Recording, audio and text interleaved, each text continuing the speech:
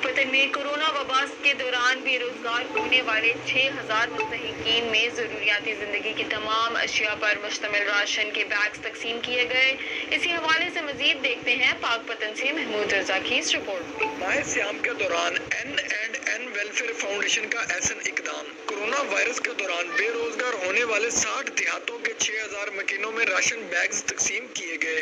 Foundation के सरबराह मियां जाहिद सरफराज वट्टू का कहना था कि N&N ट्रस्ट की तरफ से हमारे CEO नईम साहब साउथ अफ्रीका वाले, उन्होंने हमें 3 करोड़ का पैकेज दिया है गरीब आवाम के लिए। 60 गाँव में तकसीम किया जाएगा और 6000 फैमिली जो है ना वो इंशाल्लाह उनको तकसीम किया जाएगा, क्योंकि कोरोना की वजह से ऑलरेडी हर बंदा परेशान है और हम चाह रहे हैं कि हम ये राशन दे के लोग ताकि सहरी और इफ्तारी घर में आराम से कर सकें। कोरोना वबा में 2 वक्त के खाने से तंग नदार अफराद माहाना राशन मिलने पर दुआ गो है।